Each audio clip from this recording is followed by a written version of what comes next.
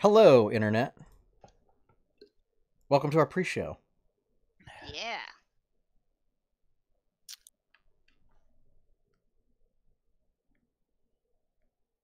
Just make sure... There we go. Plug my phone in. There's that.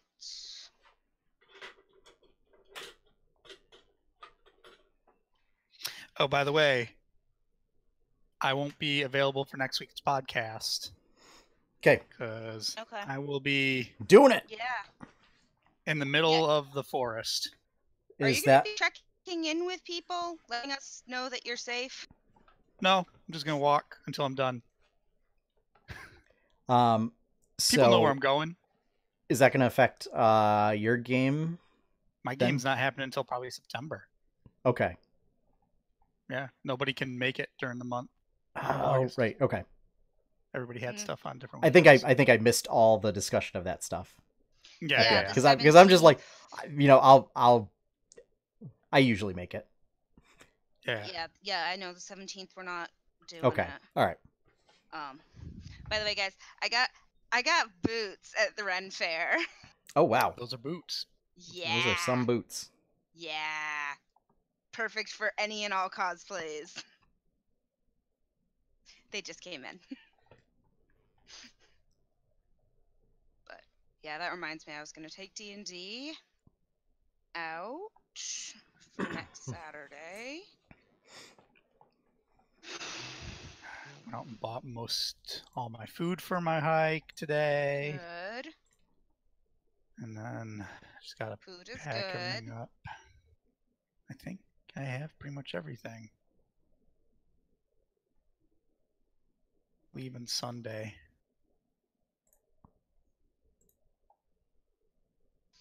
Okay.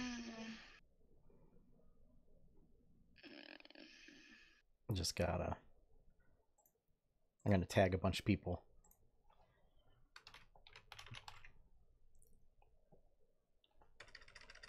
In my post. Oh, okay. Okay. I'm just reading an article on The Verge about the Disney Plus stuff.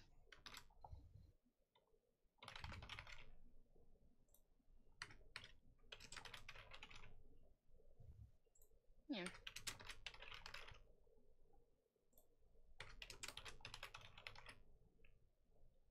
Boop.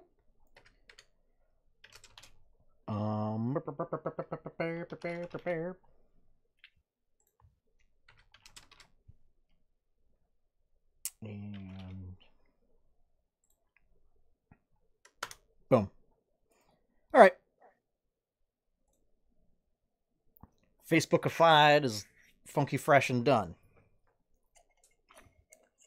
Whee! Yay! That's what he's saying. Let's get this show on the road. Going? Yes. Going live. In 5, 4, 3, 2, 1. Coming up on episode 152, the hero arrives to smash. Meme-tastic Pokemon news, Twitch affiliate, and much, much more on the 8-Bit Adventures podcast.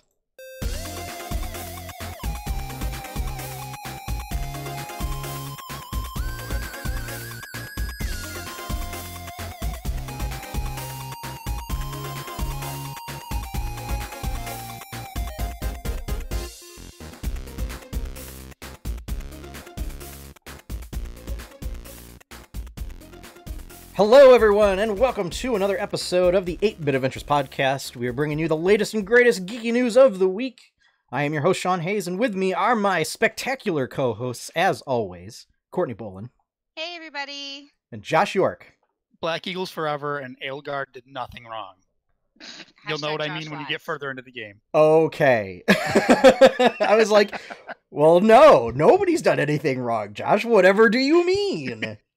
Yeah, hashtag Josh lies. That is, so that's some Fire Emblem talk, and we're going to have a lot of that at the end of the show, because I bought it, and I've played a lot of it. So I blame you guys Josh. Are having fun for me. Courtney, do you want to join in the fun too? I have to finish stuff for school first. Okay. You could always do it later. My philosophy. No, I would be in can't school. actually. No, I can't. The semester ends on Sunday. Yeah, you could do Saturday. No, I have to finish stuff for school on Sunday on Saturday. I'm just giving you options here.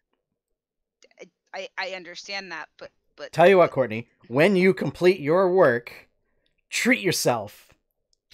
And then you too can experience the joy and wonder that is Fire Emblem 3 houses. But I did treat myself. Oh, with boots?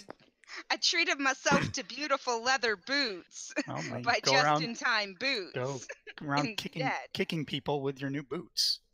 No, I already fell in them, so... Well, have you kicked anybody with them yet? No.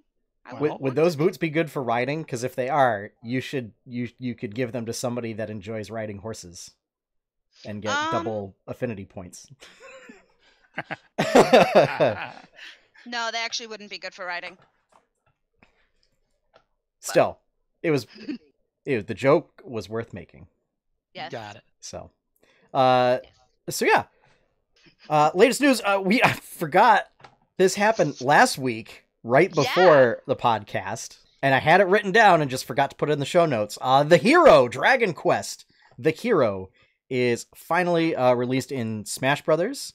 Kind of controversial and a little weird. This would not be a character that Josh would like, I'd imagine. Why is that? So, the down special pulls up a menu of spell options or skill options, like from Dragon Quest, and it's like randomized. RPG. Oh, it's randomized. It's randomized. What? There's like a pool of like 16 different skills, and you get to choose 4 of them every time you use the ability.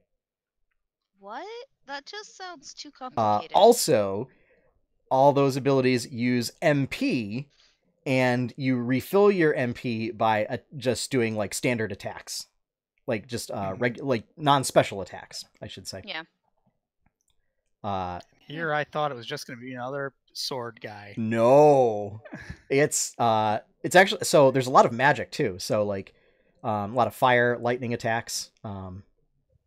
But some of the randomized skills, there's like self-destruct. So like you explode and then deal massive damage to everybody around you. Okay. There's one that's just called Bang. That I'm pretty sure it's some kind of weird like non-elemental exploding attack kind of a thing. There's a sleep attack. There's like a super jump. There's like a hyper speed. There's like a giant growth, so you get physically bigger and you deal more damage. Yeah, a lot of really weird random stuff. There's one in which it has a slight chance to instantly KO the opponent. But it gets really technical and really hectic if you're trying to actually choose which skill. So a lot of people are just like essentially playing Dragon Quest roulette and just picking the first skill that comes up and hoping that you don't get self-destruct. All right. That's an option? Oh, yeah. Yeah. That's one of the skills you can get. It's great. Really? What? Yeah. Why? Because apparently it's an iconic skill in Dragon Quest. But in Smash, it makes no sense. Oh, it totally makes sense. Electrode's a thing. There's been self-destructing things since Smash 64. It still doesn't make sense to me. Like, if you're... I don't know. So if the whole point of Smash is to stay on, like... If you are ahead, if you are ahead on stocks, if you're ahead on lives or ahead in points, you can use that ability to deal massive damage and just end the match. Because it deals a lot of damage in exchange for you KOing yourself. Yeah. Interesting. I mean, it's basically the same thing as a lot of the strategies where, like, you know, Kirby like inhales the enemy and just walks off the side and just drops. Or Ganondorf does his like side special while in midair and grabs somebody off the ledge and then just plummets down, killing them both. Yeah, it's not a strategy that works if you're behind, but it is a strategy that works if you're ahead. So it's not a strategy for someone like me who just button mashes. Playing Dragon Quest Roulette would definitely be that way, because you just pick the first one that comes up and hope you have the MP to cast it.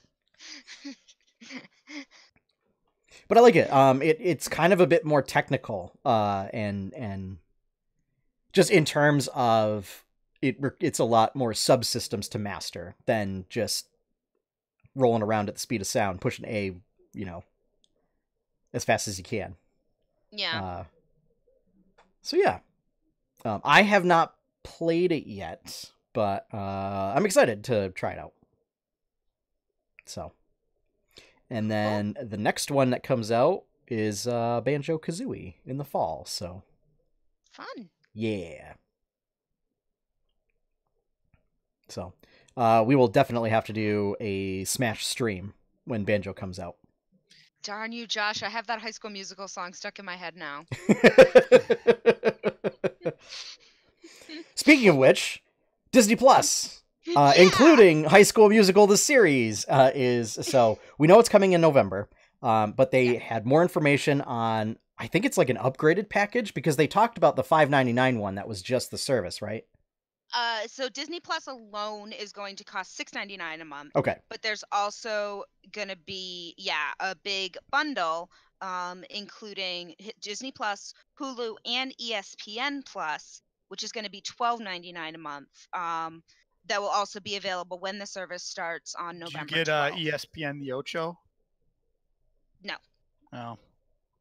I don't know what's available under ESPN Plus, but whatever Maybe is usually under ESPN Plus. ESPN Plus, I guess, typically has like rugby, cricket.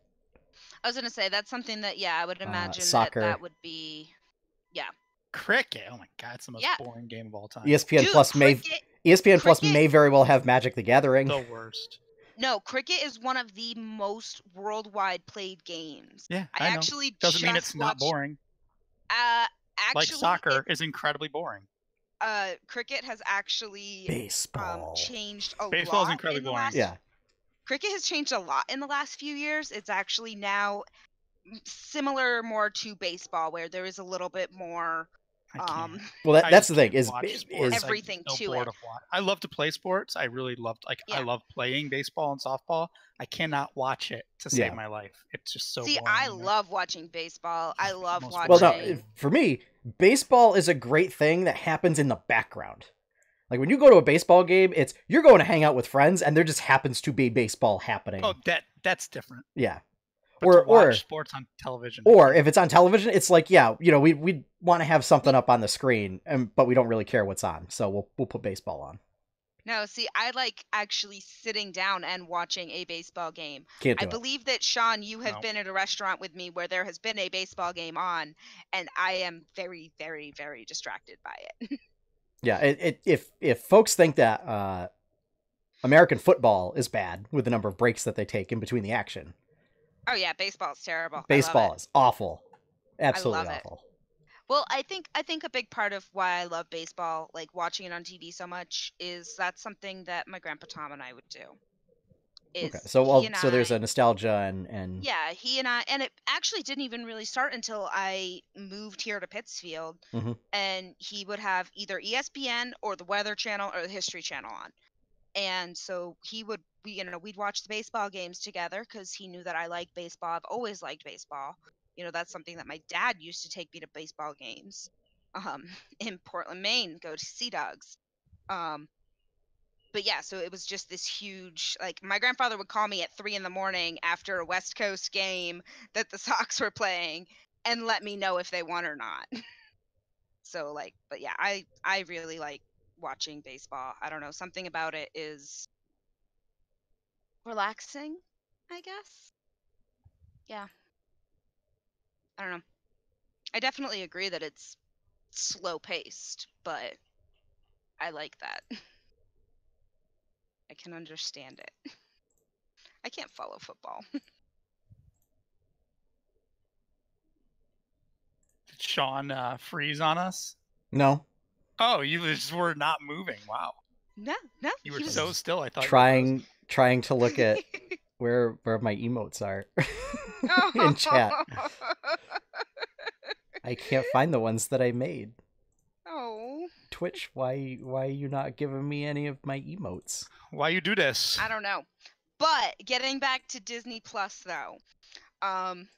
Yeah, so it's basically going to be because the cost all of the Netflix, plus, half the Disney. Well, because the cost of Hulu is $6 a month. And so Disney Plus on its own is basically $7 a month.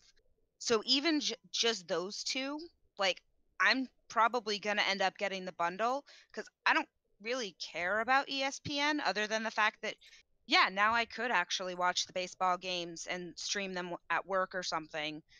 But it actually does save money. It would basically be getting ESPN Plus for free because I'm already paying for the $6 a month Hulu. So I might only have to do that. But there's this big kerfuffle about it right now because of Netflix's premium plan, which is $16 a month, which is why it's they're like, oh yeah, no, it's cheaper and all of that. But I'm actually really, really excited. And as I said, like I'm genuinely thinking about getting this bundle. Don't even care about the ESPN, but just because like it's cheaper than getting Disney Plus and Hulu Plus on its own. So yeah. On this roof. Yep, I And see then I'll him. have Crap. access to all of the wonderfulness that's coming out, including High School Musical, the show. Is it the original cast? Probably not. Oh. 0 out of 10. I don't know. I can see what the Google gives me. When I click it, I can see what it tells me. Let me see. What will preview.disneyplus.com tell me when I click on High School Musical, What the will show? Google give us, Precious? High School Musical, it gives me nothing when I click. I can't even. So all it says is High School Musical, the series. So I don't know what that's supposed to mean. I know nothing beyond the first one and the 2 songs I like from it. Never watched it. Any of it. None I was whatsoever. a camp counselor when it was kind of big, so a lot of my campers were super in.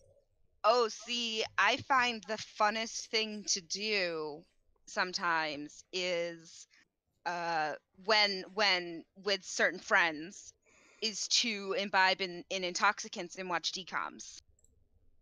Because watching Disney Channel original movies, especially the musical ones, is hilarious in an adult inebriated state.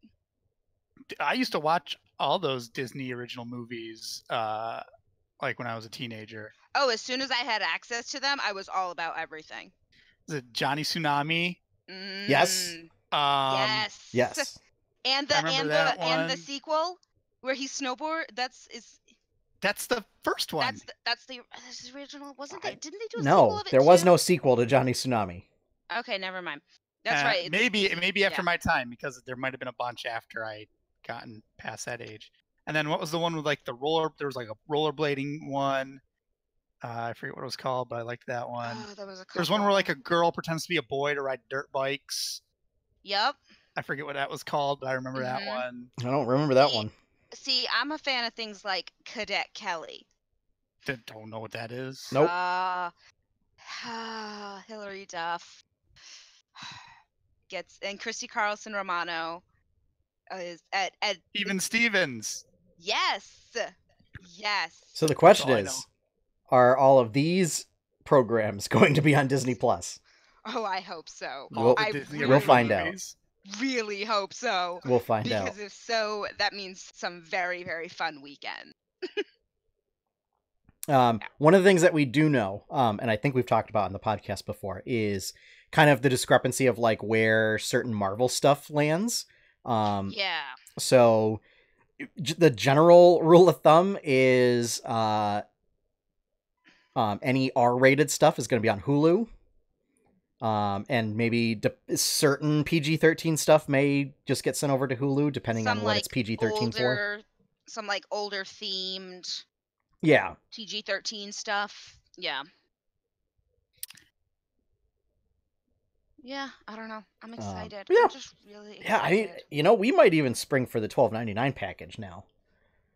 And then to see if there's an upgrade with Hulu. Are they the ones who have the Mandalorian? Yes. Yes. Ugh, that's the only thing I'm interested in. Not worth it for just that show. Dude, I will give you my login information for that. I'll find it. If that's all you want to watch. We'll just do a viewing party at my house. I'm also excited because there's something called Monsters at Work coming out. And it looks like it's like Monsters Inc., but like at the factory thing place. Yeah. So it's just Monsters Inc. the series. At Monsters Inc. Yeah, Monsters Inc. at Monsters Inc. It's called Monsters at Work. So I'm like, oh, so is this going to be like more actually watching them work?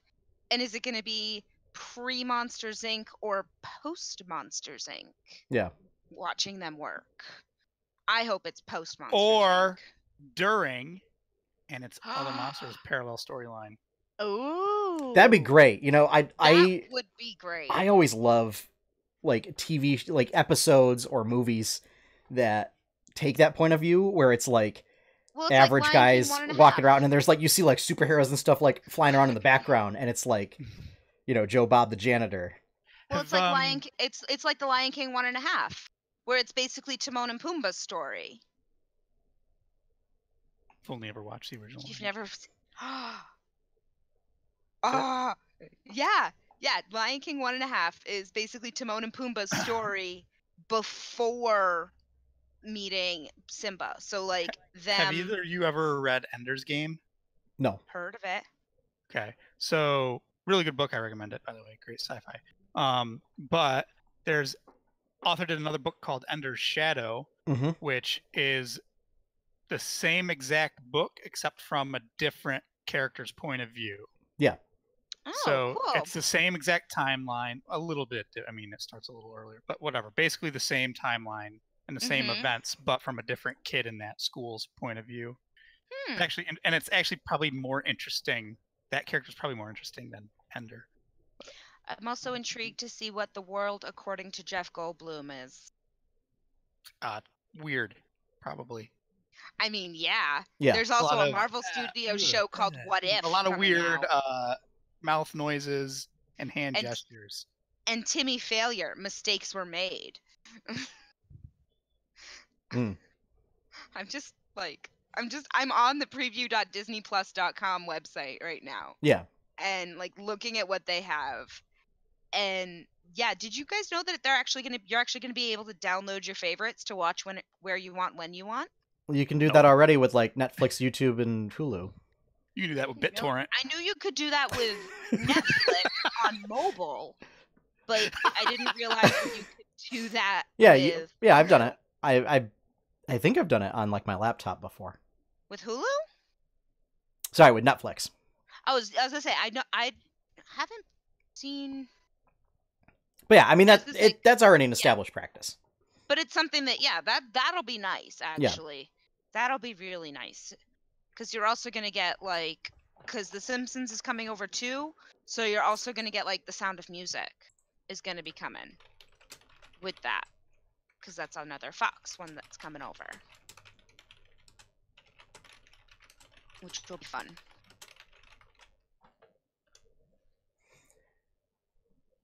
So, yeah. And then last up for the big news this week. I knew you could do the download thing on your mobile. Yeah. For Netflix, because I've never really seen it as an option for Netflix on the computer. But I don't know. Anyway. Maybe I just haven't been looking for it. The important point was the precedent has been set for that. So. But. Anyway. Last up, Pokemon Sword and Shield. Whole bunch of new information came out. Apparently, the bad team are so your rival and the sort of villains of the game are related in a way. So your rival is someone named Marnie. She is an influencer, content creator. Oh, God, I hate that word. And Team Yell are a bunch of super fanboys that like worship her and go around causing mischief and mayhem in her name. She's a Twitch thought. I don't know about the last part, but Just being a dumb. But definitely inciting basically hooligans and really they should have been called Team Hooligan, but they wear capes, they like carry posters of her around everywhere. They're like super fans and super destructive fans. It's weird. Oh. Hello? Courtney. I can't believe you've done this.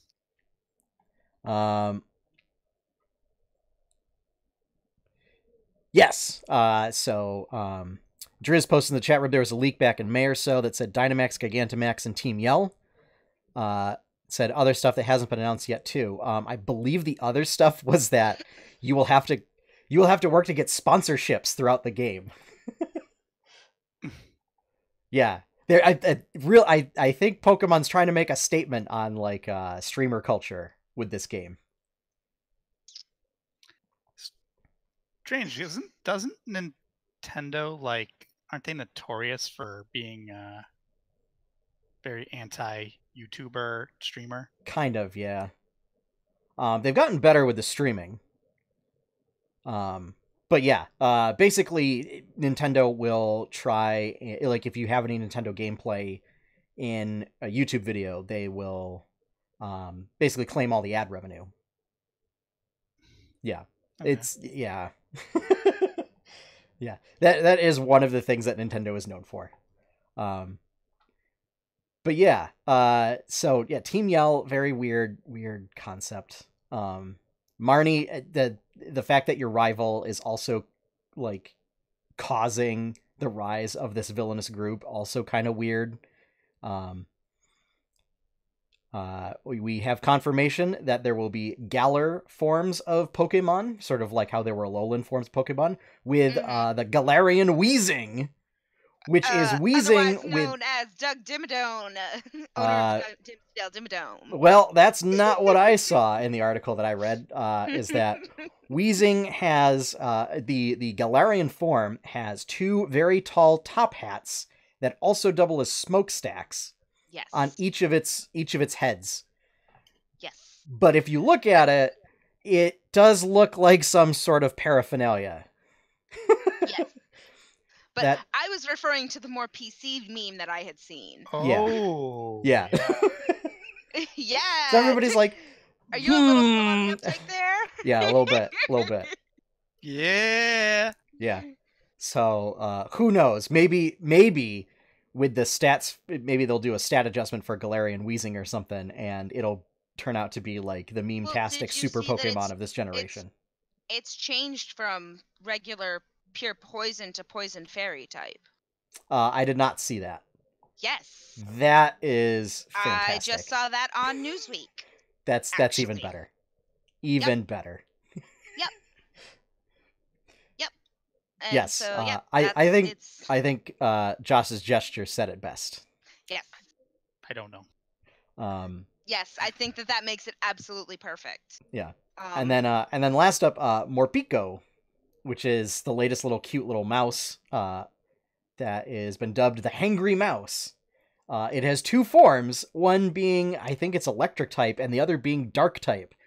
When it gets hungry, it basically goes from like Mogwai to Gremlin. And it turns into a little demonic rat when it gets hungry. All rats are demonic. But yeah, so I don't know what exactly triggers the form change. if hunger's going to be a stat in Pokemon now. I hope not. It's hard enough to keep them just happy. Oh, just saying, is canonically the hangry form is the official name. I feel like Game Freak just wanted to lean hard into YouTube culture. Maybe with this game. One of its abilities is like you starve it for a few turns and then it transforms.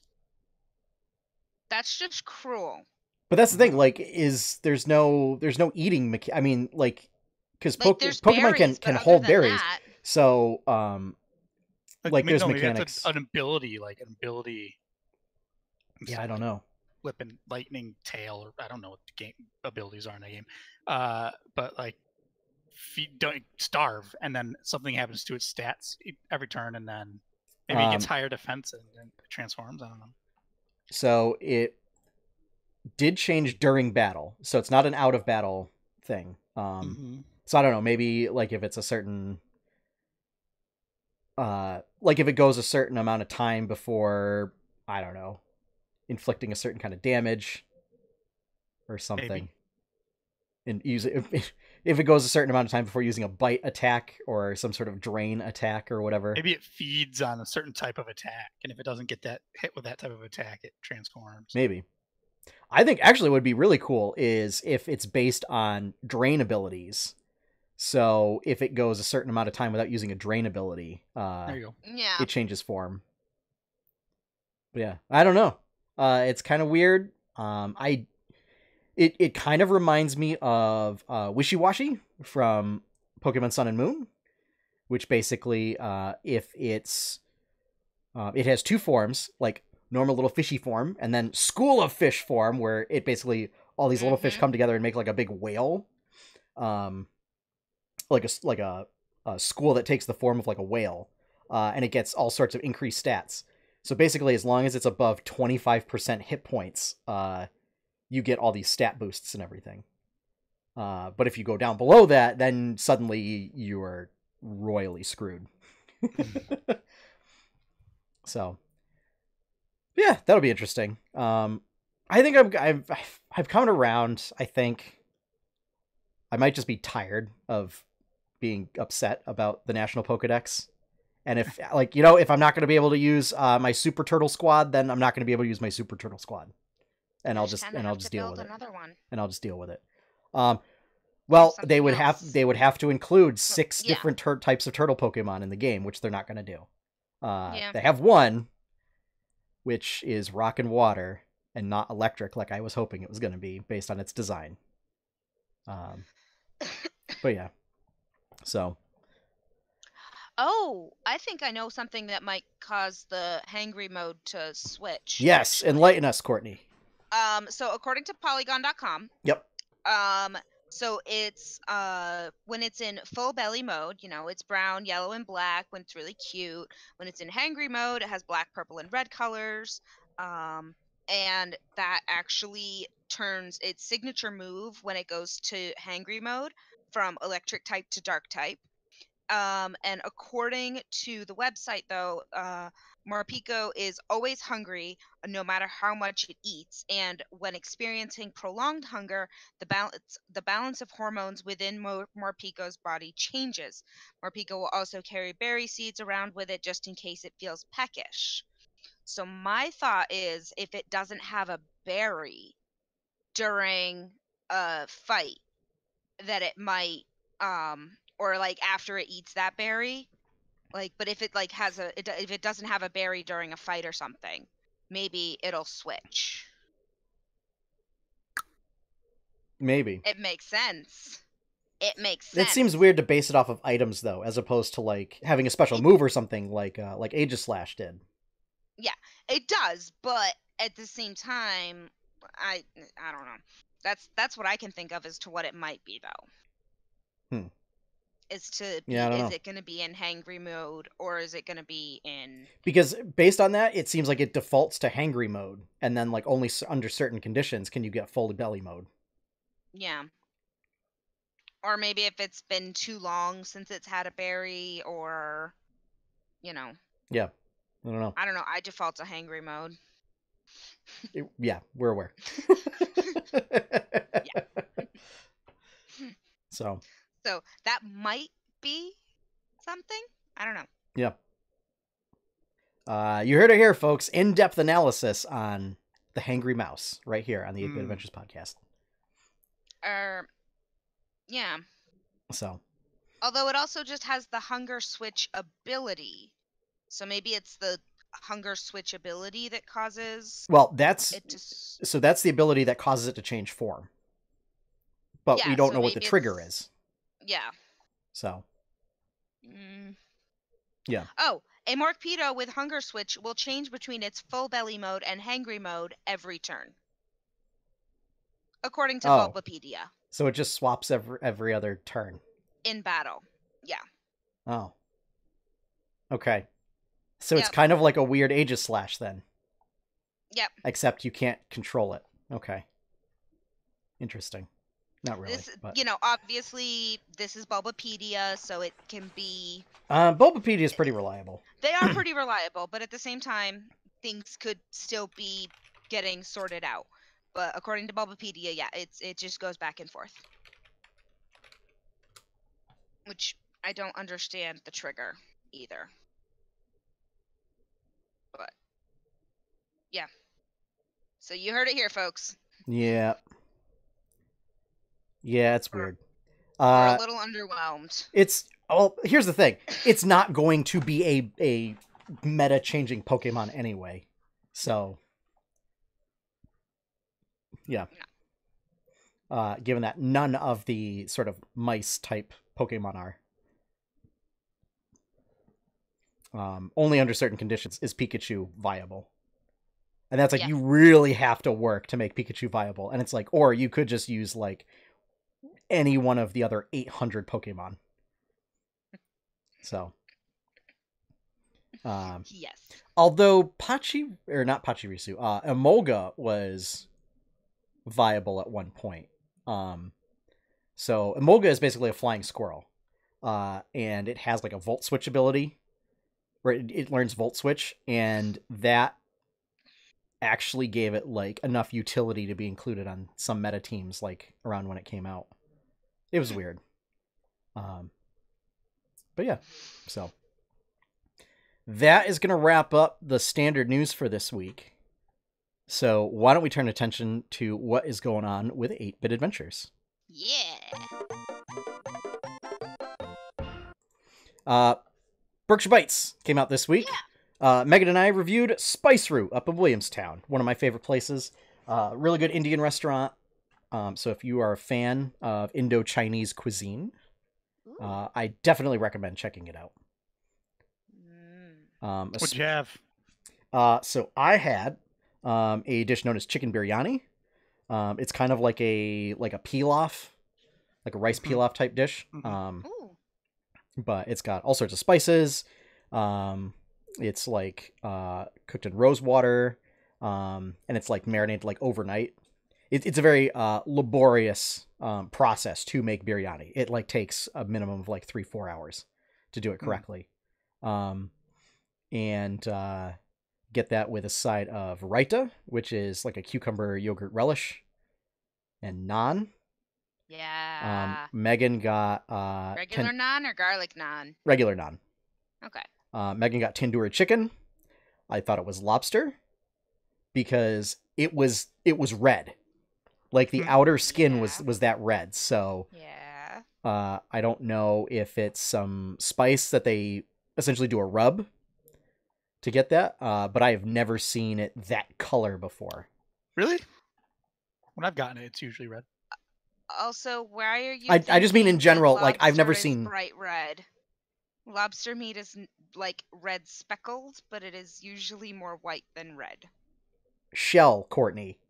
Oh, okay. I'm like, why were you thinking it was? I know because exactly it came out and it was like a ring, and it looked like it looked like lobster shell. Yeah, okay. It was that color. Curry? You didn't get curry with your naan? No. Oh. What's the point of going to an Indian restaurant? Jeez. Dude, I love Indian because it is the good spice. that I can eat because I can't have capsaicin, which is in a lot of like jalapeno peppers and things like that. But curries are derived differently, and I haven't had a bad reaction to curries yet. So good spice. But yeah, they have student specials. So if you are a if you are a traditional full-time student and have a student ID, what if I'm a graduate student? I don't know. I mean, my ID has an expiration date. What if you're a student of life? No. Nope. You don't get an ID for that, man. Nope. Doesn't say student on an ID. Should on everybody's forehead. It should just everybody should have that.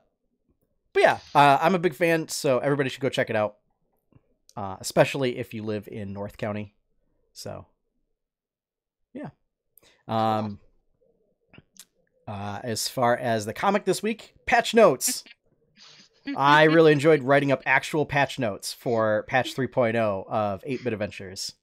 I enjoyed reading them. Pie cakes are 150% more effective and have adjusted materials required to compensate for that.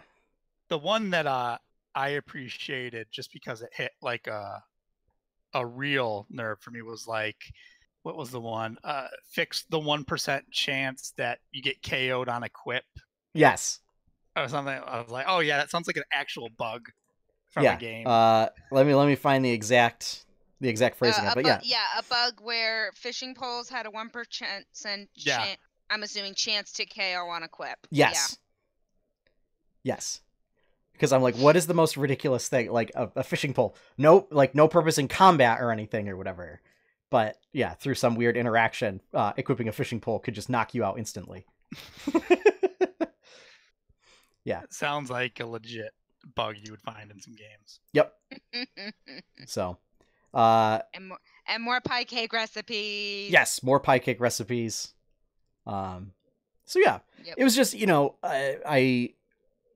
I feel like because I do a page a week, oftentimes, like when I get really into a storyline, it can kind of get lost, like that this is in a video game world. That'll be more relevant, like if you're binge reading it, or if you're reading a compilation of them or something. Yeah, it's much more relevant if you're actually like, I remember. But just kind of reinforce these ideas.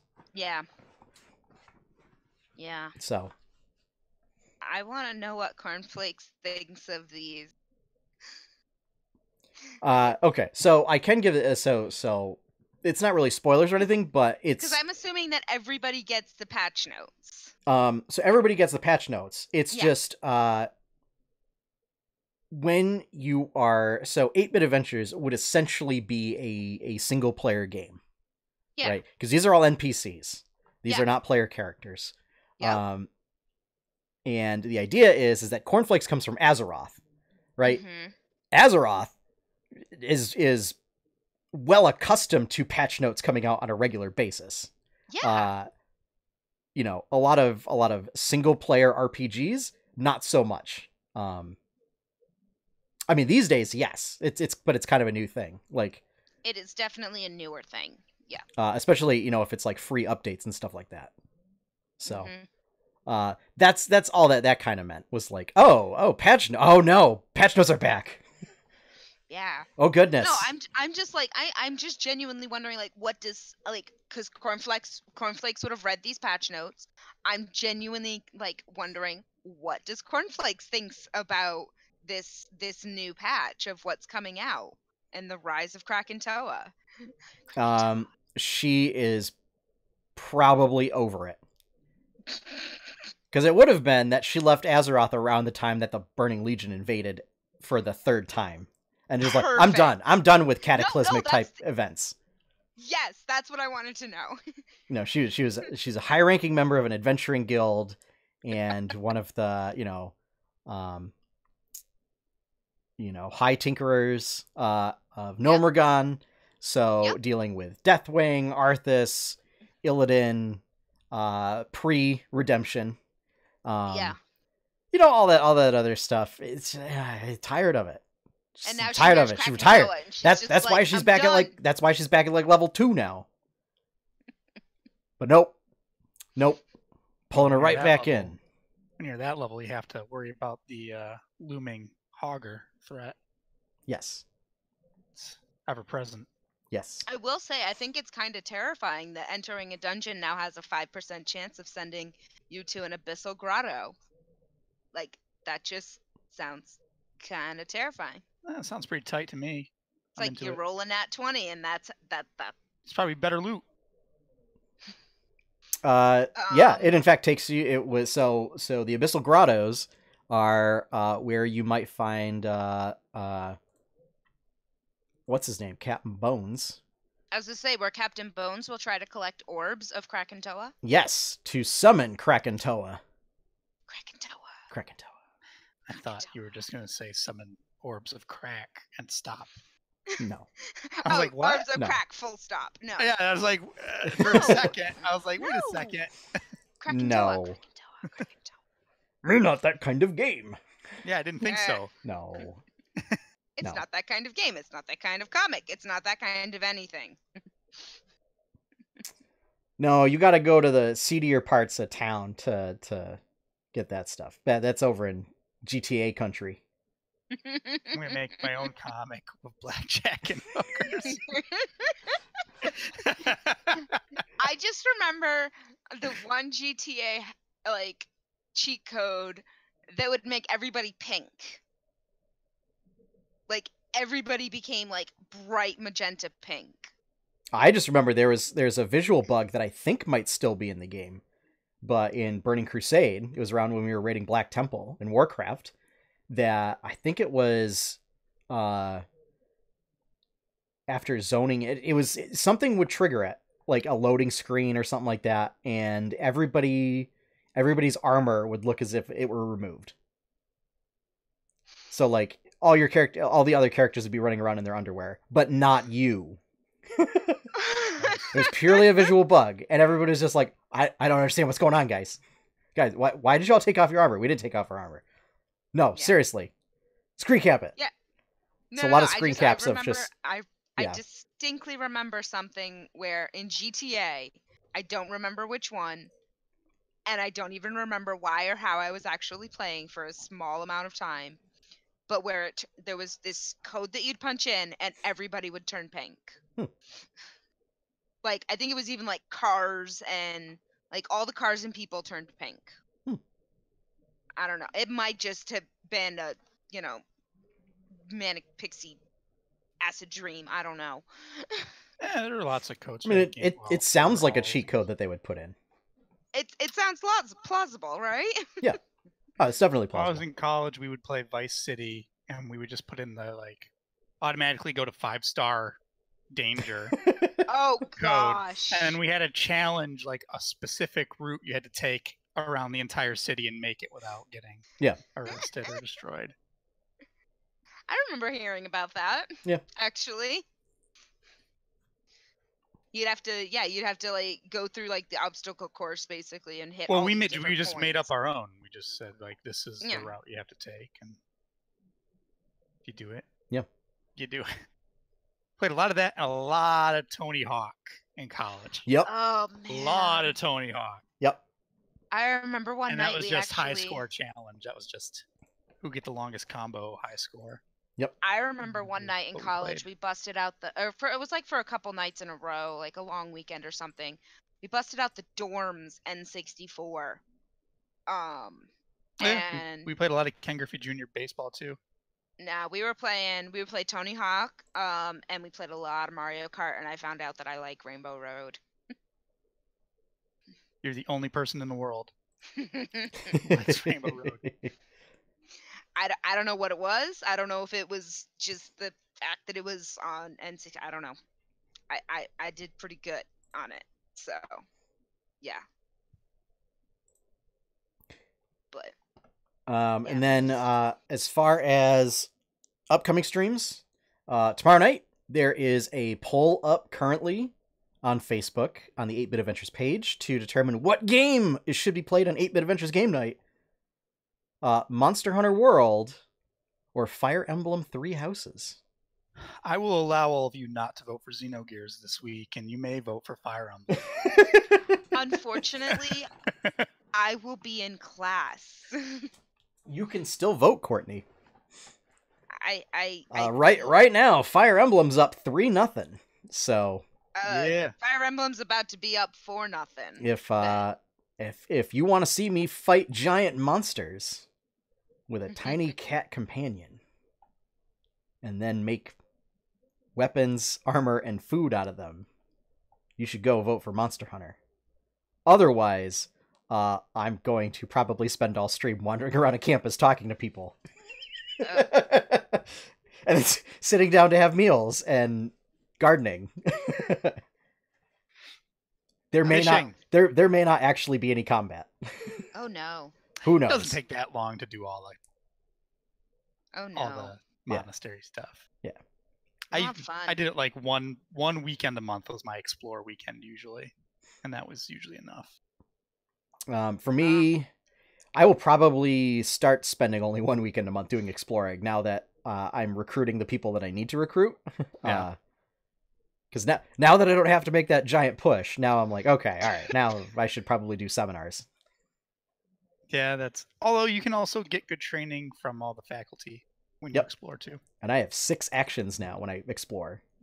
Oh. So, but yeah, so that's coming up. Tales of Jamora on Friday. Yeah. So excited for that. Oh, I got a new Ferris at the Ren Fair this weekend too. Awesome. Yeah. One that doesn't. Ferris. One that doesn't. One that doesn't squeak. One that doesn't squeak when you touch it. Yes. Okay. It is not. He is technically still a cat toy, but this one does not squeak. This one just smells like catnip. Gross. It's kind of weird, Courtney. It's a little weird. Glad I don't sit at that table.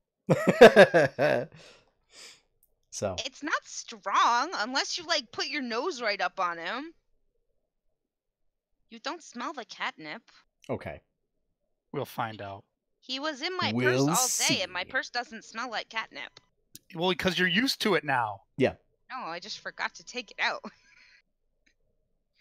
And then if I remember to do so, there should be another article going up on Jamora.com before Friday. I was supposed to do that, and then every time I went to do it, something else came up. But will be in preparation for the session, not this coming Friday, but 2 weeks from this coming Friday, where we're going to do a special one-shot, online one-shot, as the studio's not available. Yes. It's going to be a small party is sent from the Leaf Dancer company to the small town of Dusky Shores to investigate a haunted house. So will either be a write-up on the Leaf Dancer company, which fans of the show might know as basically the sort of overarching adventuring company that one Sevelios Oak Breeze and company run. And Homura the Flying Tiger and Valrus and all those crazy cool cats. Or the town of Dusky Shores itself. So. Sounds good. And just want to give another shout out to the Wordlock, who has completed a copy editing project for Jamora. So I just have to put their suggestions into place. So a lot of the articles will be better written, because I ain't no writer. Yay! Hey, everybody could use an editor. There's no shame in editing. And turns out, it was mostly just structural, grammatical stuff, and not content. Yeah. Or no confusing content or anything like that. So nice. Yeah. Very nice. So that felt good. And who knows, maybe they did offer to come as a guest, so we may see them on one of the podcasts sometime. Either this one or Jamora or something. Nice. It'd probably be for like an online one-shot one. So, yeah. On Monday, Artstream going to be working on the other commission piece for Driz here, which is going to be a logo for his brewery, his microbrewery. So Manticore Brewing. So we'll be working on Cool. a logo for that, and then if there's enough time afterwards, maybe I might take requests in the chat. As I still have to get commission details from one Matt Tucker. Uh-oh. So, yeah. Cool. But yeah. Driss says the Grinning Manticore. Okay, that's the name of the brewery. Yes. There we go. So I don't know.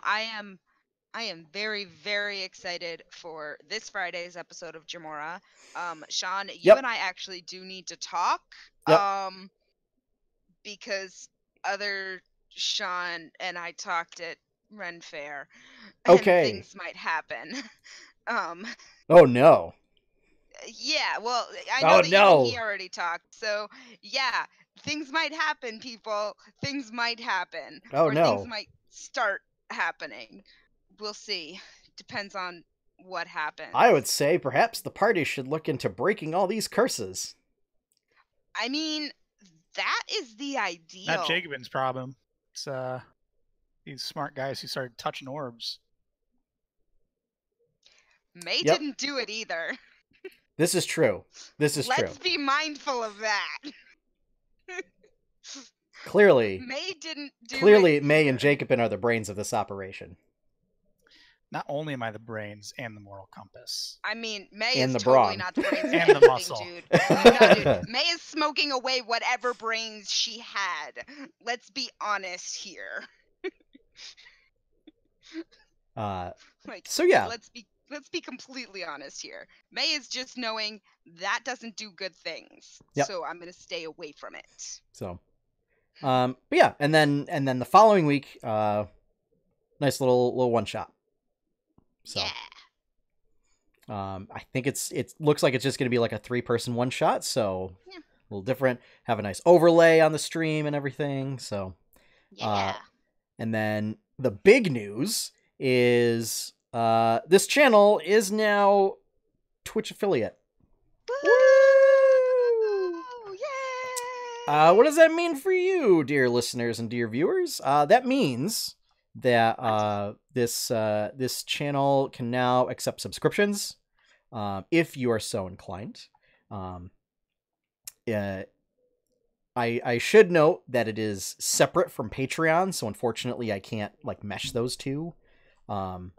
But if you are an Amazon Prime subscriber, you get one free Twitch Prime subscription on Twitch every month. You got to re-up it manually. But you can just sign up and you get all the benefits of being a subscriber, and it doesn't actually cost you anything extra because it's already included in your subscription. So yeah, there are custom emotes. They're coming. They just got to be approved by Twitch. But the base one that will be available to all subscribers is a little Monty emote. Yay! There are higher tiers of subscriptions to get different emotes. I mean, if you want to, go for it. I'm not really going to encourage people to, because I think it's kind of like I do a $10 subscription to a channel, but I really enjoy that creator's content and I've met that creator, personally, kind of a thing. Otherwise, because it's like $10 and then it's like $24 or something. It's like, nah, emotes, no, that's not worth it. But yeah, so emotes are coming. But Monty emote. But a Monty emote. And then if enough people subscribe, I actually get more emote slots, so I can add more stuff. Cool. So that's cool. So we could get a Monty one to start with and then a Speedy one. Yes. There is currently a Speedy one available at the $10 level, at the tier 2 level. It's Speedy as Torterra. But yeah. So what else? Also, as an affiliate, I have the ability to do rebroadcasts. So that is something I'm going to be thinking about, toying around with in my brain. trying to figure out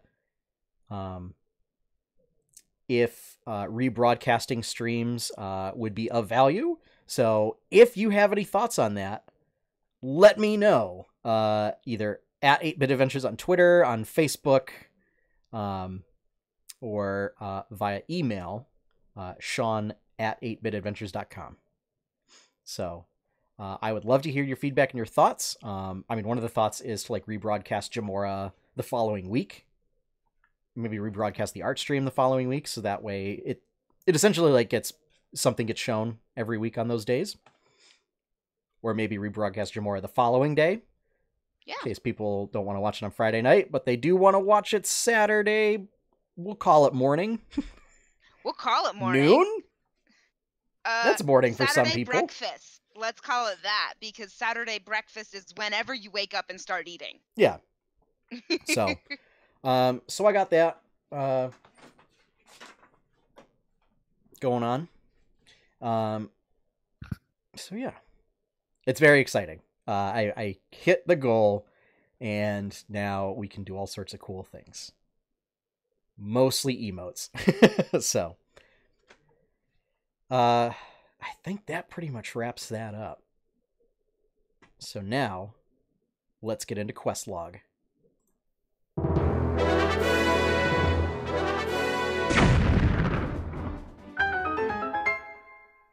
Quest log is where we talk about what sort of geeky stuff we have going on in our personal lives over the past week. Courtney, Yes. why don't you start off? So that way we can then devolve into Fire Emblem talk. Yes, because I have not been up to much. I disagree. As I was saying earlier, and I said in pre-show, I've got I end of the semester is coming up for school, so I've got papers and projects that I have to work on finishing tonight at work. But I have gotten a little bit of Stardew in, and between letting my brain rest from one paper to the next, I was able to binge Orange is the New Black, the final season, as I had discussed going to do. I believe I'd said I was going to do it. Now is it the final season, or is it just the latest season? No, it is the final season. Okay. They all right. ended. Okay. So it's not going to be a supernatural thing where we're No. going to get 14 more seasons of Orange is the New Black? No, it was... Even though they said, no, it's done? No. This was titled the final season. Okay. They did goodbyes at the end. Like, it's completely wrapped. And it was really, really, really, really difficult to watch some of the episodes. I'm not going to lie. Some of it is set in an ICE detention facility, and it's absolutely terrible and terrifying. And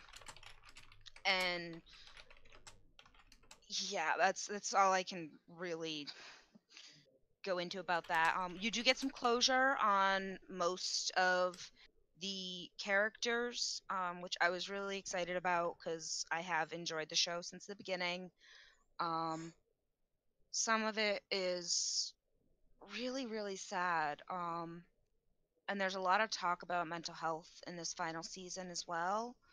And as someone who both struggles with and works with individuals who struggle with their mental health, like seeing the treatment of these individuals and of these women in the prison was absolutely heartbreaking and made me absolutely terrified that this is what some people in our prisons right now really are going through.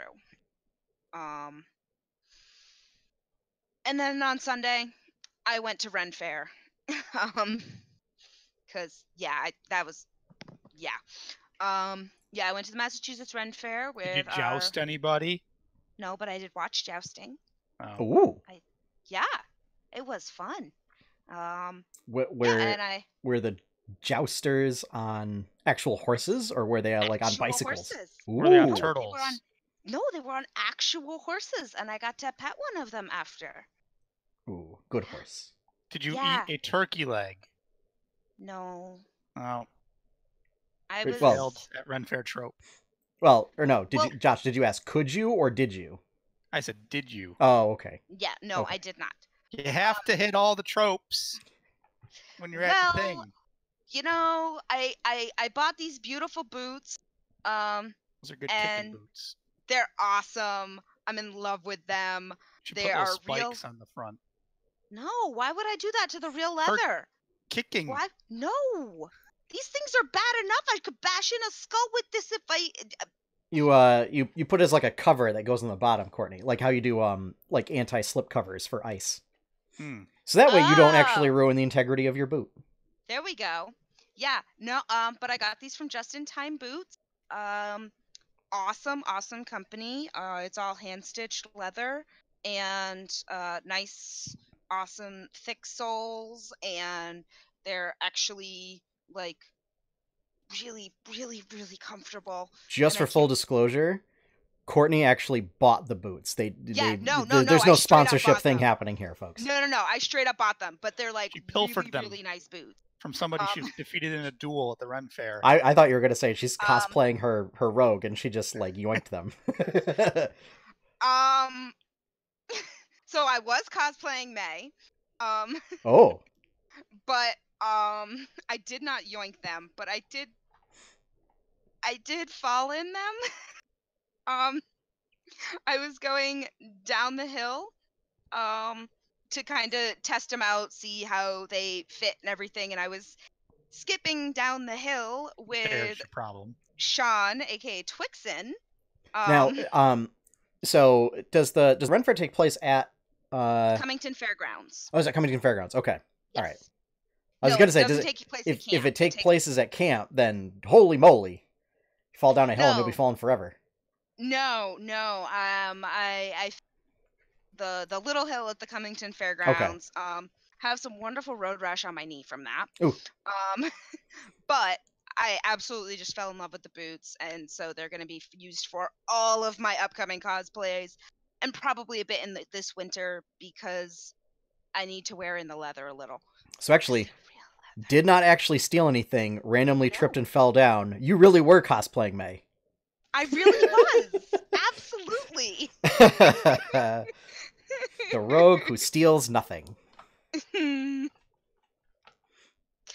But no, it was really fun. We saw a bunch of different performers, and we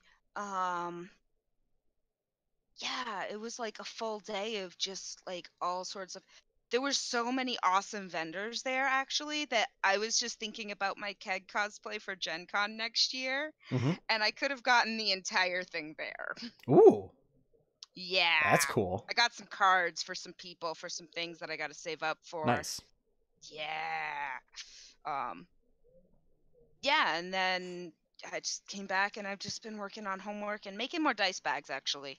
Oh, jeez. Well, you've got enough dice to warrant making more dice bags. Always need more dice bags. You need a dice bag for your single set of die. I have a box. I also have a box. For my Two men are 2 saying that they have sets a of box. dice. I have a box for my multiple sets of dice. The two men are saying that they have a box. Yeah, you got an issue with that, or okay? I totally got what you're going with that. Try to keep this clean here, folks. You go over my head. But yeah, no, I needed to again try to bring my mind back to focus. Mhm. Because that's been a little bit rough the last few days. So, yeah. Okay. Little distractions, but I only have a couple more things left for school. So last weekend is this weekend. Mhm. So, yeah, it'll Yeah. be good. I'll make it work. It will work. I will do it. Cool. Yes. All right. Josh. Hello. Yeah, boys. Go for it. So besides Fire Emblem, what have you been Yeah, playing? I'll talk about. So, TFT, I Yep. play like a match or two a day. Okay. Oh, so it's Usually- replaced your heroes match a day. Yeah. Yeah, well, hey, my Blizzard account apparently doesn't exist anymore, and I'm all done messing with their support people Yep. trying to get it fixed. So I'm all done with That's Blizzard sad. game. Yeah. That's sad. Even with an authenticator and everything, it still got hacked. So I don't. And every time they want me to fix it, they want me to take my picture with like today's newspaper. I'm like, I'm not going out and buying a newspaper every time this flipping like I'm not going through your hoops. Just whatever. Anyways, That's a weird. Whatever. I can finally cut the cord with Blizzard anyway. It's kind of a good thing. So, yeah, TFT, couple matches a day. Usually one, and then I get angry if I lose and don't play. But today I played a couple matches and I got first place in both, and got up to gold 2 finally. Okay. Slowly working my way up the leagues. I just want to get in the platinum, and I'll be happy. That's all.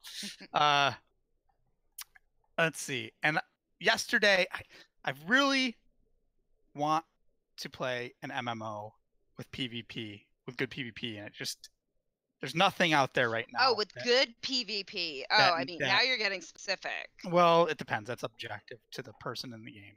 Yeah. But right now, there really isn't anything that scratches that itch for me. But I tried this game called Conqueror's Blade. I probably actually did we talk about this last week? I don't think so. No. Okay. I just downloaded it the other day and played it.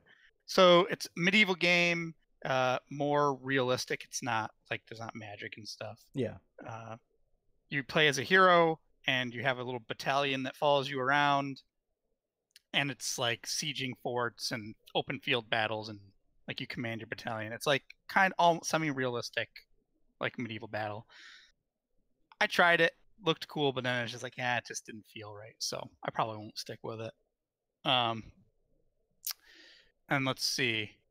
Mostly I'm just prepping myself this week for my hike, my section hike next week. I'm hiking from the Connecticut border to the Vermont border through Massachusetts on the Appalachian Trail.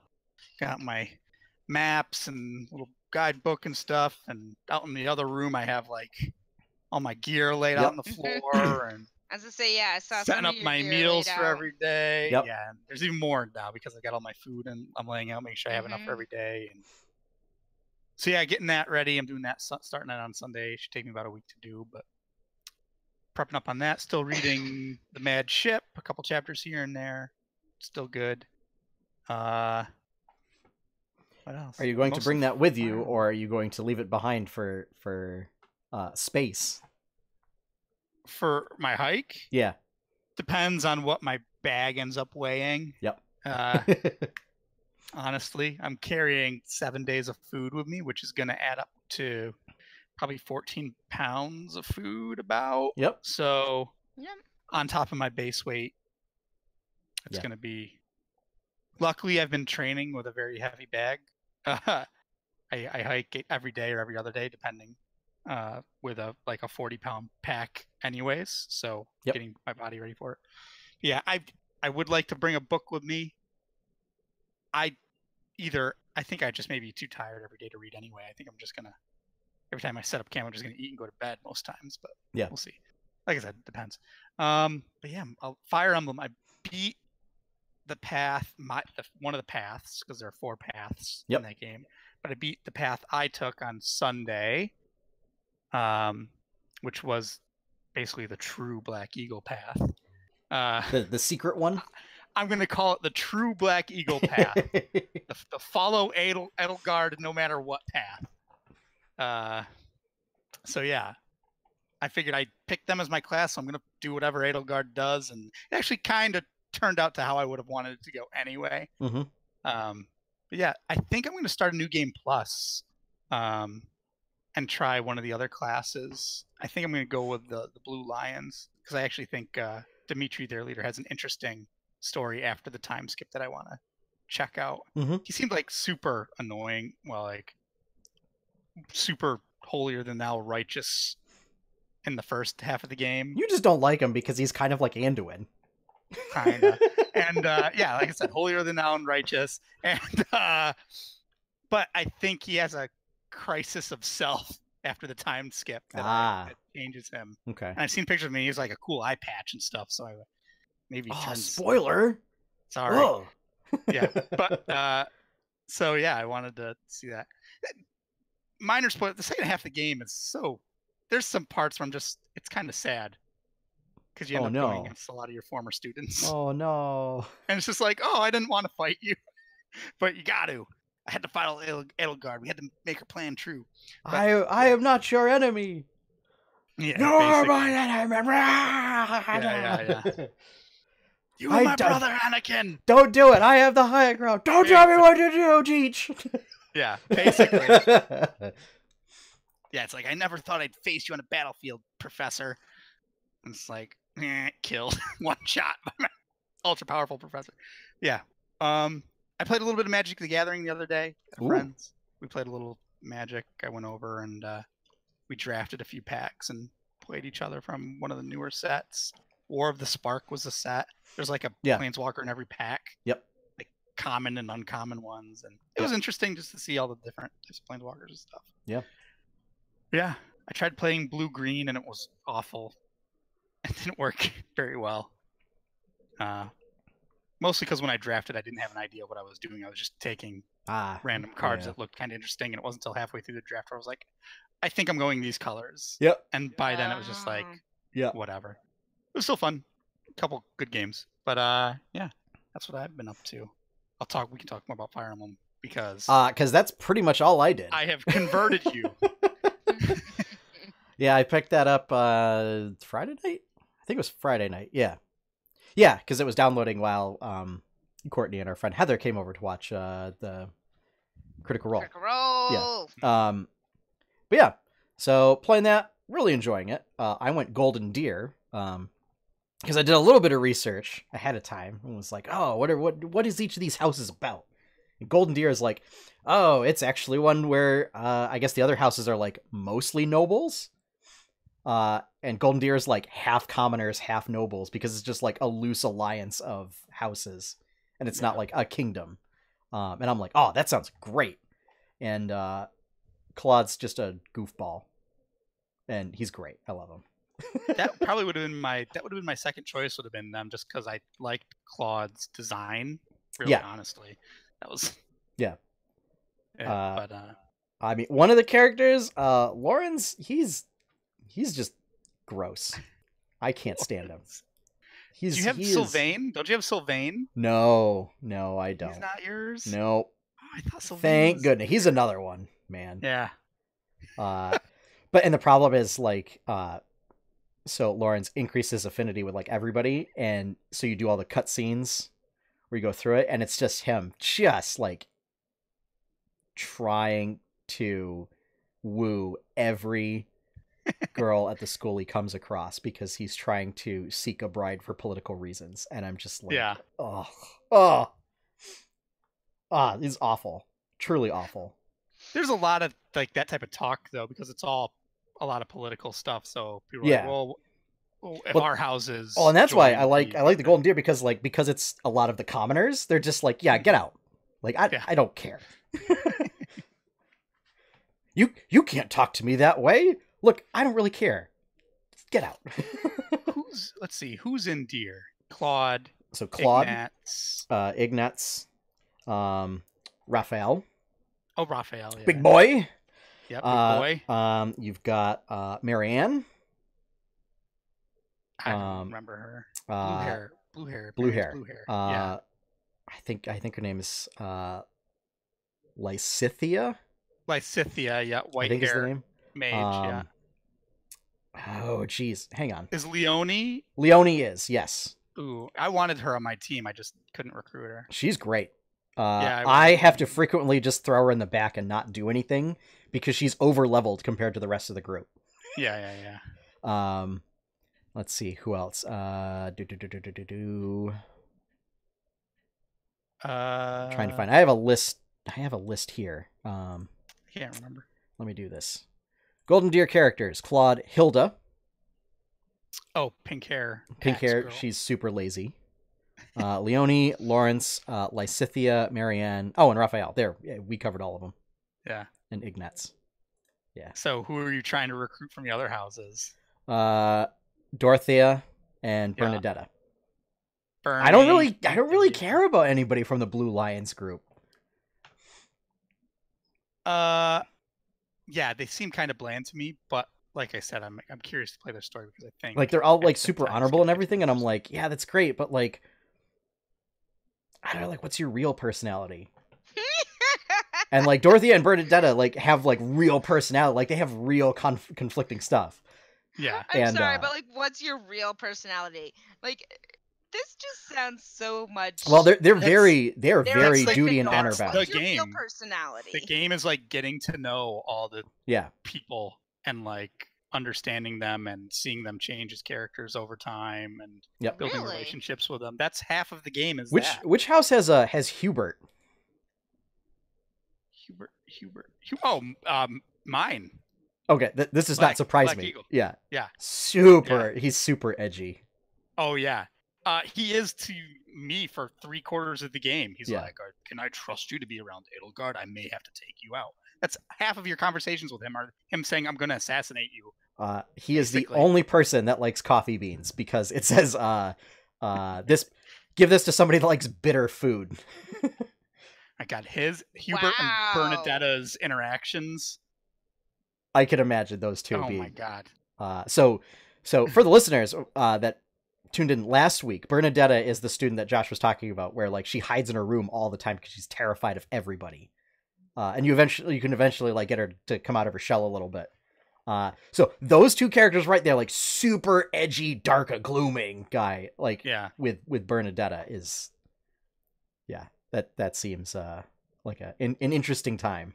Hubert was so strong for me towards the end of the game as a mage. He just because I eventually got this thing where the simplest thing made him so strong, just increasing his attack range by 1. Oh yeah. Changed the game. Yeah. He was so like underleveled because I had to keep him in the back to avoid getting attacked a lot, and I didn't get to use him. So he was like 5 levels or more behind a lot of the team. Yeah. But as soon as I got that extra range on his attacks, became a powerhouse. I've got that with so I'm leveling Claude as an archer because that's what most people do. Because it leans down. Yeah, because he very much leans that way. So he's got +1 range from being an archer, and then I just got longbows. So that adds another +1 range on top of that. Nice. So yeah, he just sits in the back and he's just like, oh, okay, there's that guy like 1,200 feet away. All right, I'll get him. All right. So between that, I have 2. So Leonie and Lawrence are mounted. They're cavalry. And then Hilda is an axe wielding Pegasus knight. Trying to level her up to be a wyvern rider. Careful around opposing bow users. Psh! They'll one-shot you, dude. That's why I have 3 healers. Because I have Dorothea, I have Marianne, and Lysithea also does like off healing. Yeah, Linhart and Dorothea were my main healers. Yep. And then occasionally, like Manuela would be in the party, and she healed a little bit. Yep. And Lysithea, whatever her name is. Yeah. She's the only character in my game who died.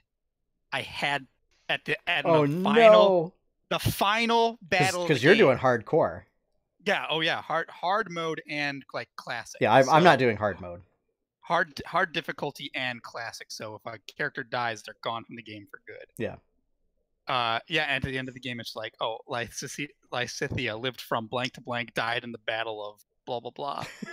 I was like, God, the one. And I was just at a point in the final battle where I was close to winning it, and I just couldn't save her. I was like, she's not part of my original Black Eagles, so I guess I can let it go. Oh no! I've lost Marianne twice, and it was just happened. Enemies went where I didn't think they were gonna go, and they got lucky with like crits. The second time was actually funny. It was against a big monster, and I had figured the monster was gonna go like rush forward, just into my frontline people, and decided to pick up rocks and throw them over the front line and just dropped boulders on top of Marianne, and she's get crushed by boulders. You can see where enemies are probably going to attack. Yeah. Do you know how to like? I moved her before. Yeah. So I hit like wait before waiting to see that she was in attack range for the ranged attack. I also forgot that boss had that monster had a ranged attack. Range of 2, yeah. I was not expecting. Usually- well, no, it's a usually all the giant monsters wolf. have a- I didn't expect a giant wolf to Yeah. pick up boulders and throw them at people. all the monsters have some type of range. Yep. Yeah, I think I may start a new game plus right after this, but Yeah. The And new then- game plus, it does a couple things. Yeah. But I'll And let you then go. when Courtney is all set with her classes, Yeah. we'll get her in on Fire Emblem. Actually, with you guys saying that like a lot of it's the story, you guys know I like a story. I like Oh yeah. you know, like I So like and here's what this is, Courtney. I like story games, I like puzzle games, I like The battle, simple the battles are puzzles as far as I'm concerned. Yeah. how So I so treat the battles, Courtney, are tactical turn-based RPG battles. you have There's me a at lot of turn-based. depth. It's like so it's like D&D. You have me at turn based. There's a grid and you move your team around it. Yeah, No, so, I love yeah. So you have Right. basically like 10 slots for students. Mhm. And your student is basically like your battalion that you bring Mhm. everywhere. And each of your students has their own specialties from a set of skills that, like, what you do, your teaching is to improve those skills, which are then used to get them to qualify for jobs. So like mage, fighter, stuff like that. And then there's advanced classes, and there's master classes. And as you fight, as a member of that class, you're earning job experience, and then you eventually master that job and you get like a bonus passive benefit, and then you can go master something else, and then eventually stack like a whole bunch of benefits or whatever. But you do that, and then there's also like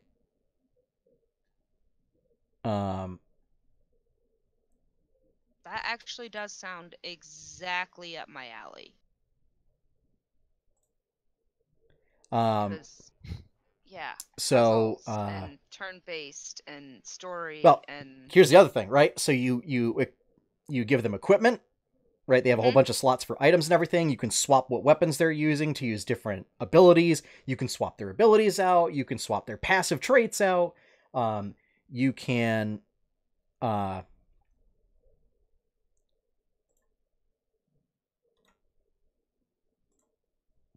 sorry, had to ban somebody from chat. oh,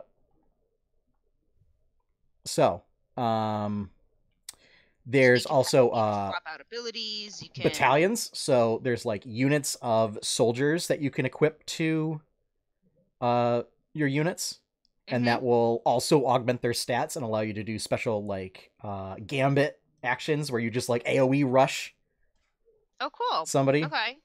Or do other things. Like I have essentially a battalion that is like a healer core. So like it Okay. does an AoE heal.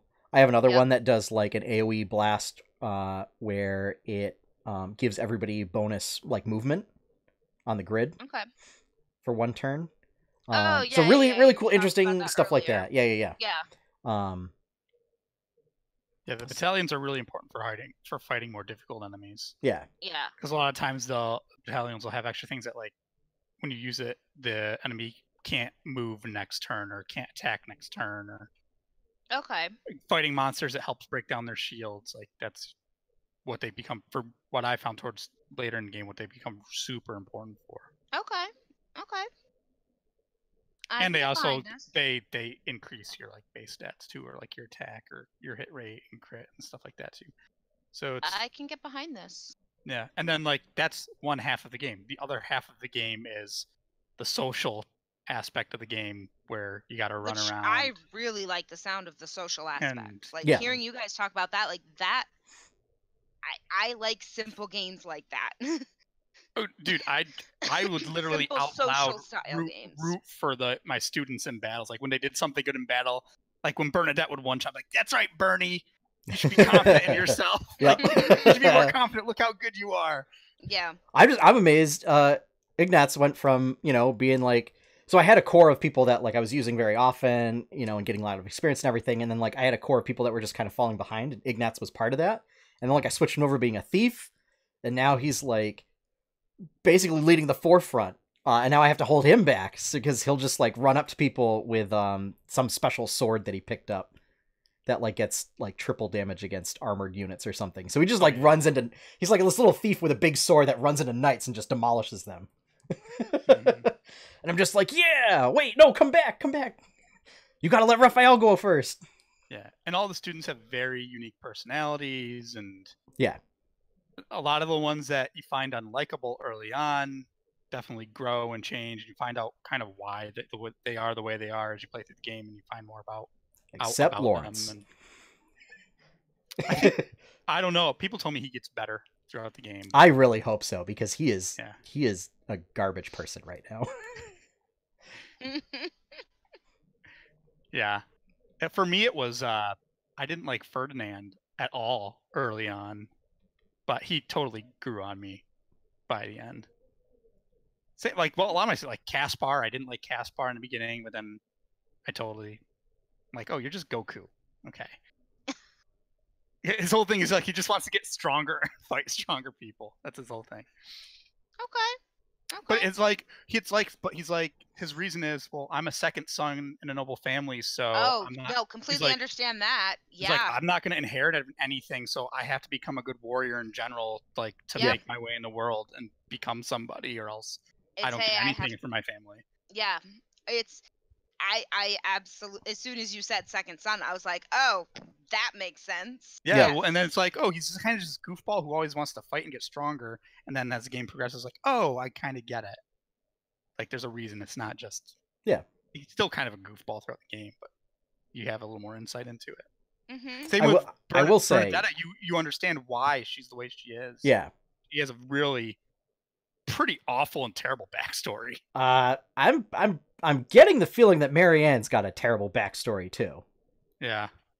Because she's also kind of like, oh, like I'm so sorry. I cause all these problems. Everything is my fault. I can't do anything right. You shouldn't be near me. You should just go away, or bad things will happen. Yeah. I don't deserve to be here.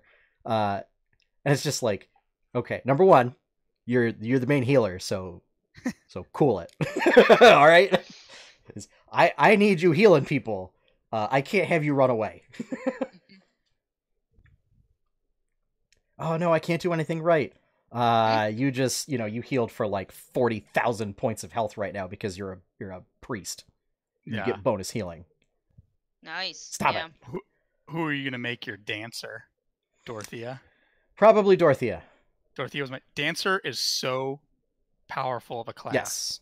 Yeah. You can use all the magic you've learned in addition to and the dancer is a special class. Only one person in the game can be it. Yep. And you have to. You gotta win. You gotta win a dance off. And you have to win a dance off to get it. You can not get it too. You could lose a dance off and not get it. Yep. So you can't even change this person is the dancer. Yeah, it's only one person can get it. Only one person in the entire game.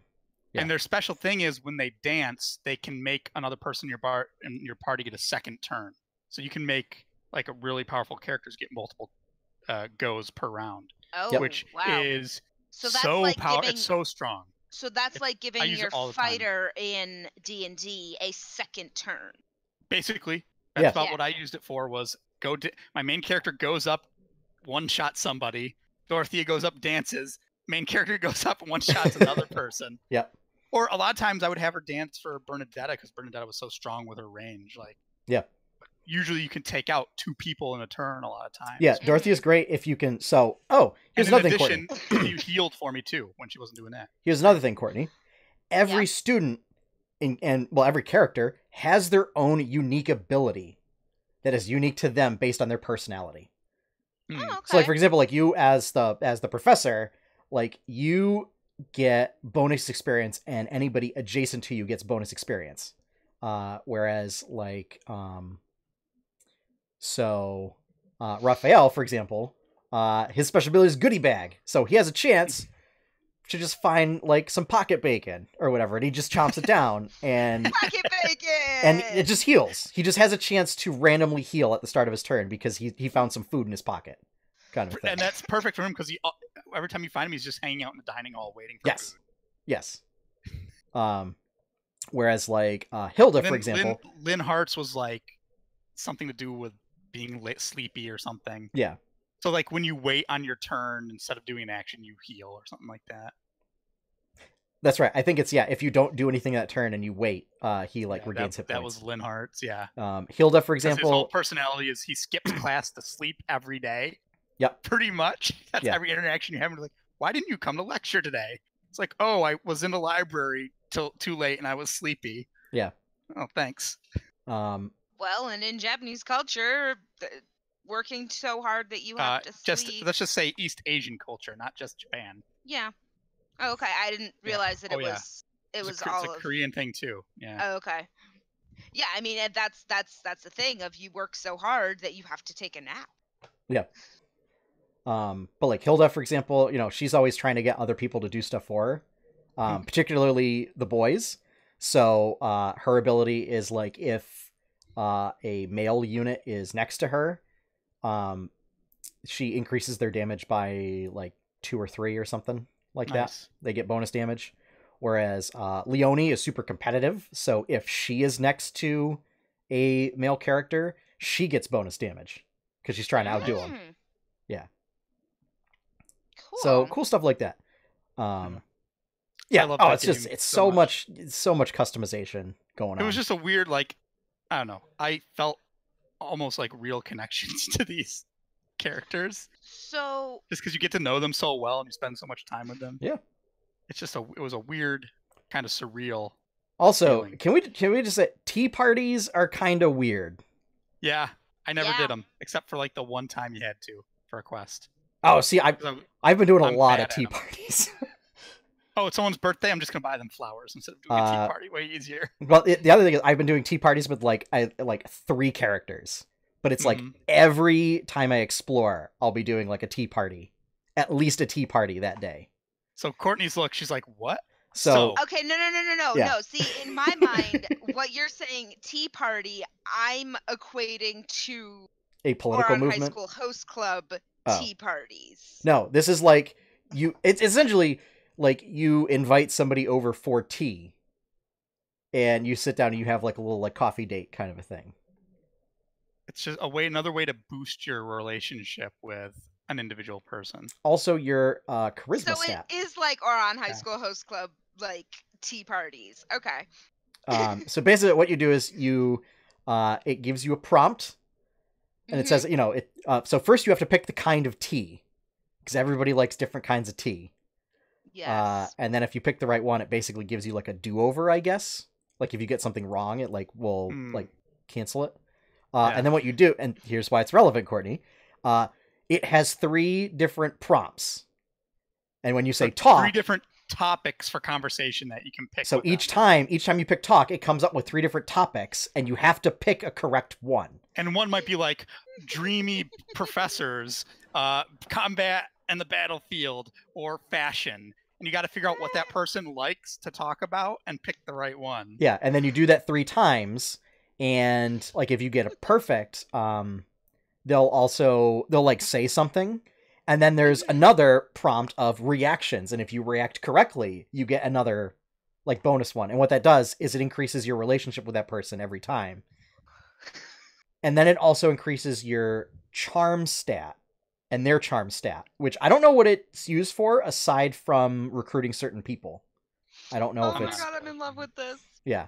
I'm so in love with this. For me, the whole relationship thing was because it also gives you benefits in battles. Yes. So if you have high relationships with certain characters and you're near them on the battlefield, you'll get increases. It's like a charisma buff. It's like a charisma buff.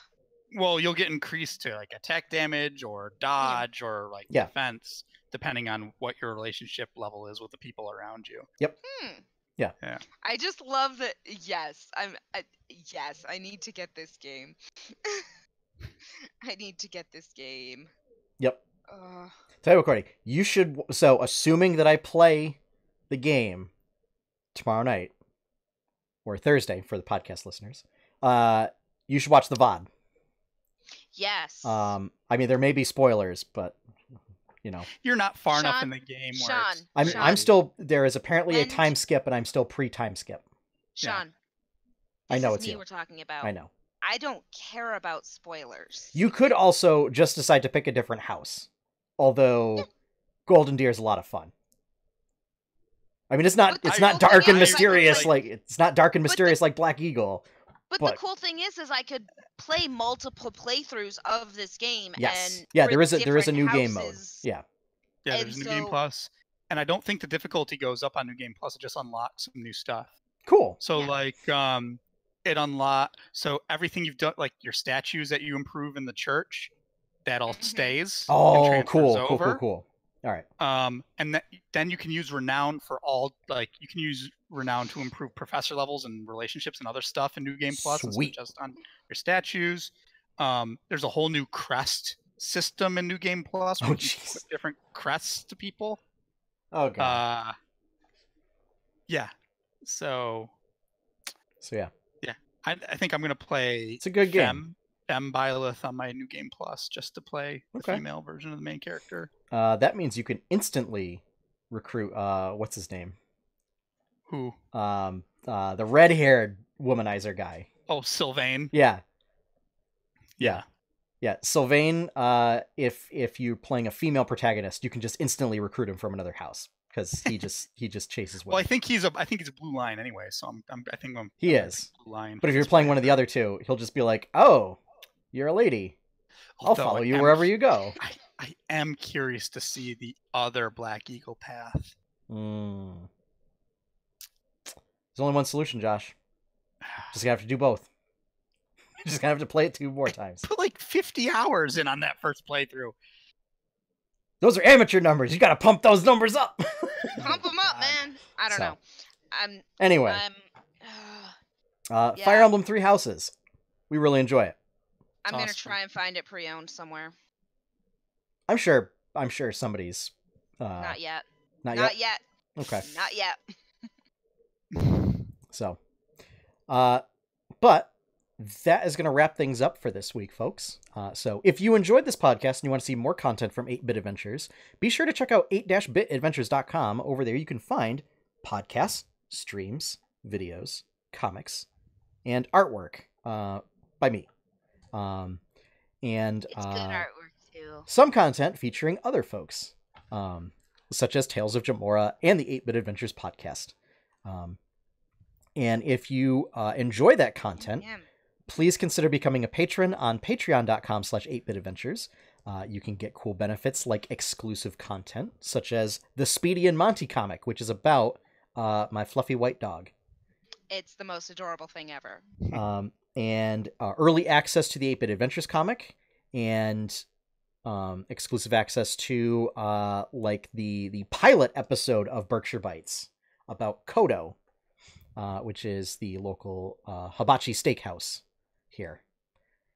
Our opening theme is One Up by Professor Shy Guy. You can find his excellent work over at professorshyguy.bandcamp.com.